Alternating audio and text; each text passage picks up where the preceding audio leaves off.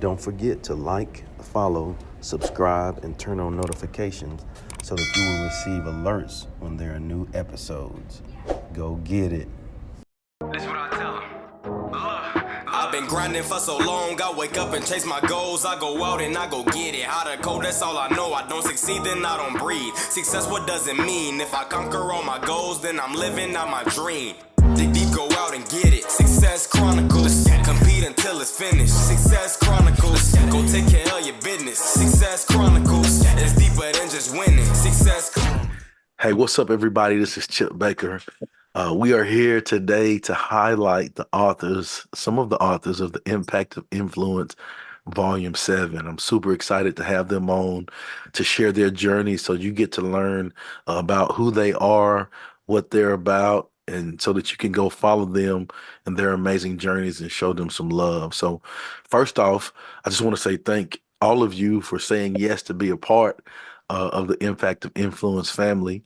My hope is that throughout this, we can learn and continue to grow together and do all of those bucket list things that we're striving to do because we have great people that support us and are looking out for us on our team. So let's dive into it. First of all, let's get Dr. Alexis Campbell. Talk to us. Let's go. I wish I had like the clapping effect. Right. Tell us a little bit about who you are, your journey, your chapter, and then let the audience know where they can follow you. Okay, so I am Dr. Alexis Campbell. Thank you for this opportunity. I am an educator. So I taught 6 years as an elementary teacher, had 1 year as a school improvement facilitator, a couple years as an assistant principal, and an alternative campus principal for about 4 years, and I'm currently an elementary principal. I work in an awesome district. It's been a great experience, but when the pandemic hit, the crisis that we all dealt with, it was extremely difficult to juggle being a principal, first year elementary principal at that, a mom, a wife, and also a doctoral student. And so my chapter talks about my journey going through the pandemic, leading a campus full of staff and students, and still trying to be successful at the end of the day. When you asked us to write about something, a time that we dealt with adversity, Chip, and thank you for including me in this book. This is my first book, so I'm very excited about that. But when you asked us about that, I was thinking, okay, like I've been through a lot of things, but what is it that really stands out? And I think that stood out most because it's still somewhat recent, and there were a lot of things that I had to juggle along the way. And so that's what my chapter covers, is my story. I graduated December 2022 from Texas State University with a PhD in school improvement. And I wanted to focus on hearing from other leaders, district leaders, hearing their story of how they led their districts through the pandemic. And so because of my dissertation, it's inspired me to also share my story. It was interesting hearing what those 10 superintendents in Central Texas had to say about their journey. And so this has given me the opportunity to share my story. And so I, once again, am grateful to be here. You can find me on LinkedIn, Lexis Sidney Campbell. You can find me on Facebook, Twitter, Instagram. But I'm very grateful for this opportunity because us as leaders, I don't know if people realize, as an educator in general, and then leading a campus is very difficult. So it's already a difficult journey without all the extra things that come along, that could come along with it. And then to be faced with a pandemic, there were things that we went through on a regular basis. We were just trying to make the best decision that we could. And so I'm just appreciative of the fact that now I can share my story and hopefully inspire other leaders with my story, with the story of my 10 superintendents, on strategies that they can use, and just know that you can get through it, even though it may be challenging, whatever crisis you may face, you can get through it. At the end of the day, it just takes collaboration, it takes hard work, and it takes faith, and it also takes having a great support system, professional support system, as well as family support system. So thanks again. Yes, ma'am. So good. I'm glad that you said those things because it's so true. Sometimes when we are just doing our thing, a lot of the times we just do our thing because we do our thing. And Mm-hmm. we don't realize that we're growing through some stuff, and in growing through that stuff, we will eventually be able to use that to be a blessing to others. Yes. And so Yes. I think it's so awesome to hear you break it down like that, but then also talk about the things that you need as far as your faith first. You have to pray. You have to pray to God is make it through. good. Pray for strength, right? Yes. To get through some things, but then also like all of those things that you need, support, wise counsel, all of those things that you need to help you Mm-hmm. be successful. And also, as you said it, I was just looking at the group that we have on, just so the audience will know, are all amazing educational leaders, Oh, right? And good. so if Mm-hmm. you are watching or listening to this and you are an educational leader, man, please take notes from some of these gems that these people are going to drop, because they all have done amazing work in education. And I'm so excited that they're getting the opportunity to share their stories with you. So let's get to our next author. Our next author is going to be Coach Brian Barnes. What you got, Coach? Hey, Chip, I appreciate it. To start, thank you all for this opportunity. Thanks, Chip. It's been a great honor. And, I'm from the state of Michigan. So for Dr. Springer, I see a lot of red in your background. It's kind of hurting my eyes a little bit. It's something I got to get used to, but it's all, it's all, it's all in good fun. It's all in good fun. But yeah, so I've been involved with education and coaching since I got out of high school in 1996 to some degree. I'm a parent of three amazing teenage daughters, and I work with kids every day now as a coach and as an educator. And so, this journey really started about a year ago. When I had an opportunity to go to a John Gordon conference, and I just met some amazing people there that have allowed me to get to know some other people and network and connect with some amazing people. And, this whole process, the Be a Rock LLC, the reason I started it is because I started to realize, what I bring to the table and my message really can positively impact others. And I'm not sure I realized that when I was younger. And I realize that now. And so, my chapter that I wrote for this book is titled "From Wavering to Resilient." So I was going through a situation where I was out of high school by a couple of years, that I barely graduated high school. I was wasting away blowing some money at a community college nearby. Didn't have a lot going for me. Was working at a YMCA, part time. Just had a girlfriend break up with me, so I'm just kind of like, whatever with this life stuff. And then I lost a parent a month after my 20th birthday, and so just the shockwaves of that, has really helped me grow and to develop into the person that I am today. And so I talk about how looking back on those lessons and how I can use that experience to inspire others, because, I think Dr. Campbell mentioned it earlier, whatever we're going through, we always find a way to get through it. And if we just, remind ourselves that we are resilient and we are strong and we have a lot of strength inside. And of course that, like you mentioned, it comes from our faith. As long as we keep true to those values, we find that we can get through it every time and help others, when they're going through their tough times in their life. And so I'm really excited for people to hear my message and read this chapter of mine. And, ways you can reach out to me. I'm on social media as well, the Be a Rock LLC. I'm on Facebook, Twitter, and LinkedIn as well. And you can always email me directly at bearock2020@gmail.com. So again, thanks. This is an awesome experience, being surrounded by so many great people. Awesome. Thank you for sharing, Coach. Good stuff. Let's go with our next author, Dr. Jeff Springer. What you got, Doc? Man, what a great group. And I think it is so cool that we're all educators. Once a teacher, always a teacher. Yes, sir. Yes, sir. So I was I was repurposed in 2016. I was 34 years in education. I was a teacher, a coach, assistant principal, associate principal, high school principal for 14 years at the same school. And at the same time, I was really trivocational. I have a nonprofit for men's ministry. I was on staff at a church part-time during that whole time. Since I've repurposed in 2016, I work for a university, supervise teachers and in 4 different districts in the Houston area. Again, have an LLC for consulting for education, and then my nonprofit. So I believe that we're always, my chapter is really about.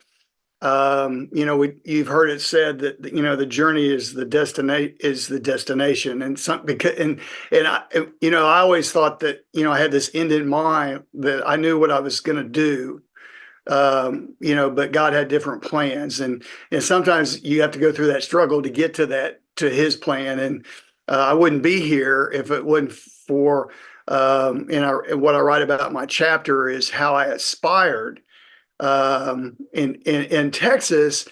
To become a head coach is a lot harder than actually sometimes finding a principal's position. And I can't tell you how many job processes and I finally got that job.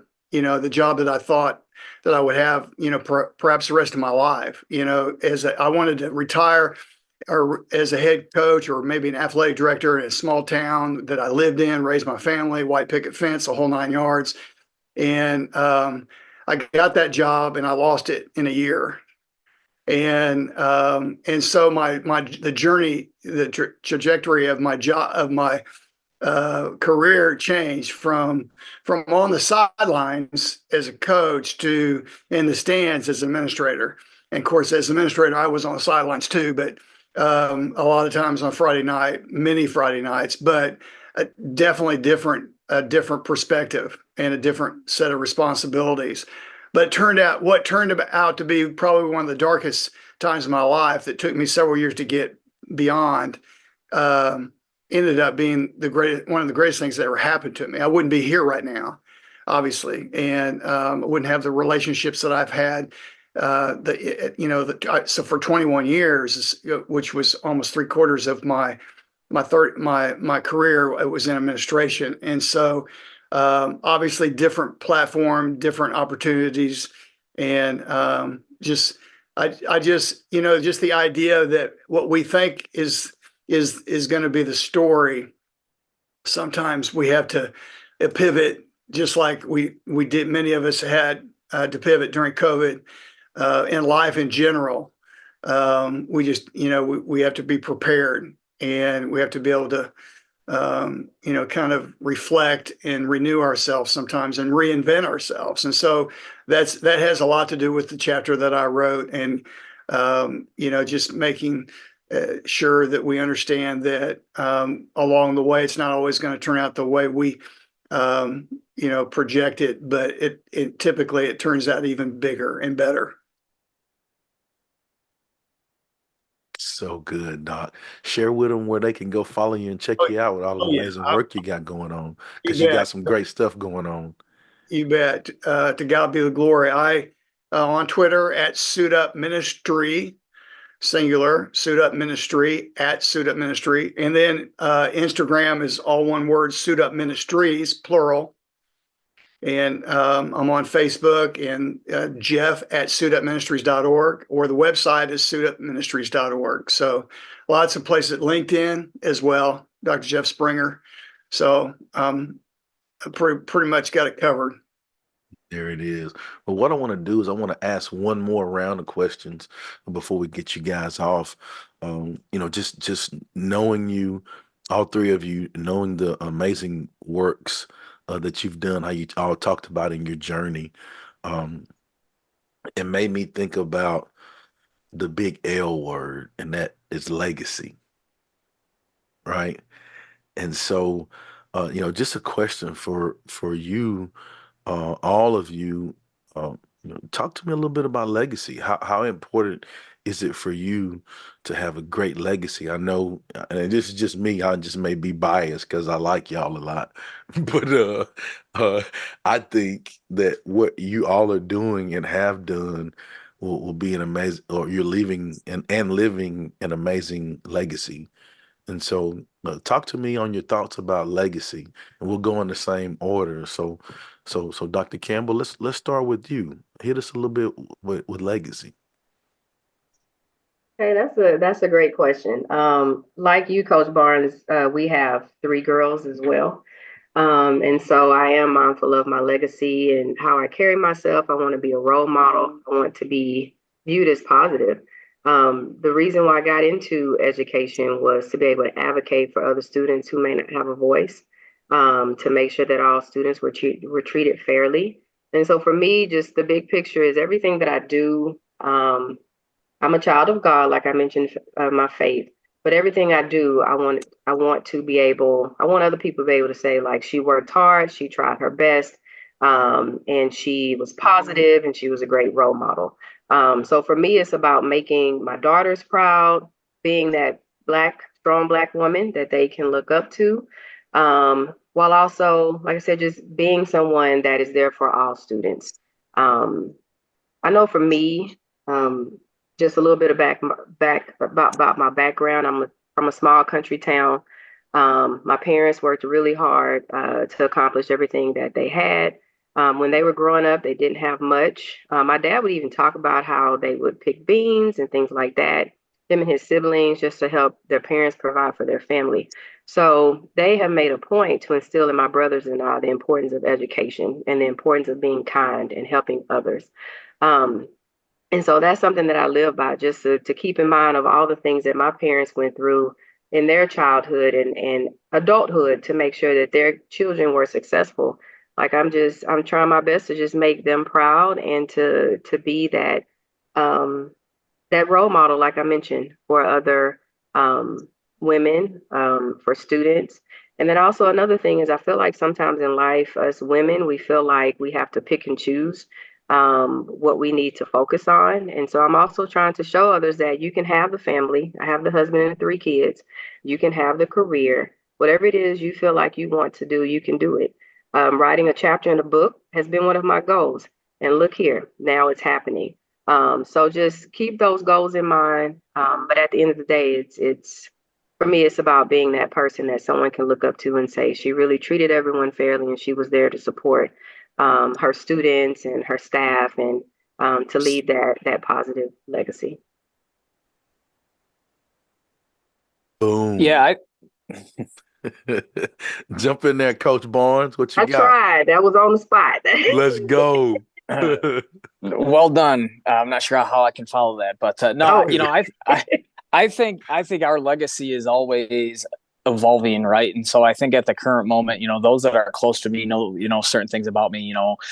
Like I'm 45 years old. I haven't been drunk a day in my life. I have 3 amazing kids, an amazing wife. I'm really proud of what I've accomplished in my life to this point and what I stand for and value. But I definitely want it to be more than that. And so as my life continues to go on, though, I also want to be known as a servant leader, right? And where I'm putting the needs of others ahead of my own, making sure I have that positive influence on those that not just those that are, quote unquote in need, but everybody. And you've all mentioned COVID a few different times, but everybody I still think is dealing with something, whether they're aware of it or not, or regardless of their circumstances, regardless of their income level or whatnot. And so just the fact that, we can use our message and I can use what I bring to the table to help others, inspires me. And then finally, like I want to inspire people to get them to realize that they're better than they even know, right? And so I don't think everybody has reached their full potential yet, and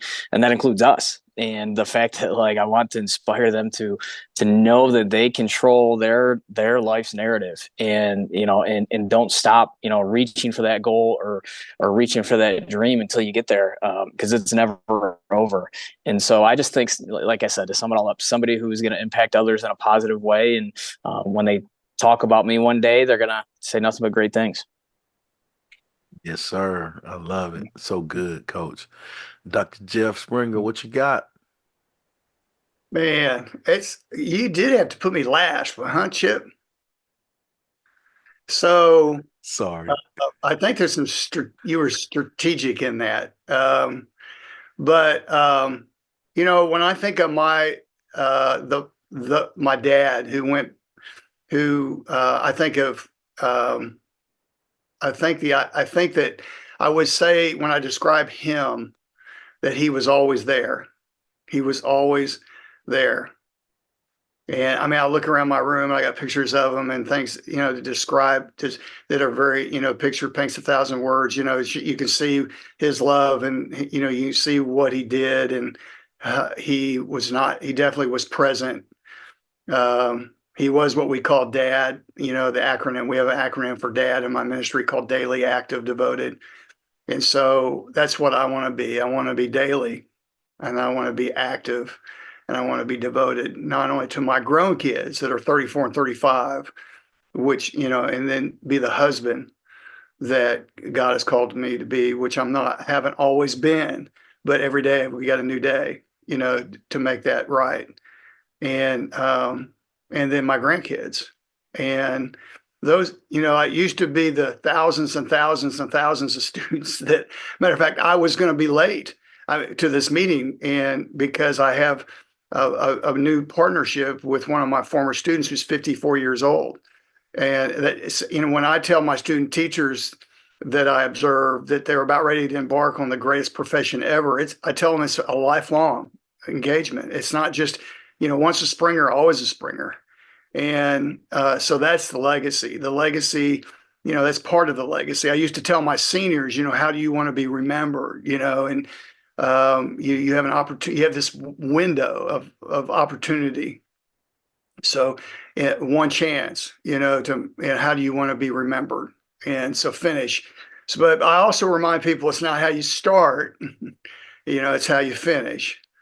And so, I want to be remembered that I may not have started well, but I finished strong.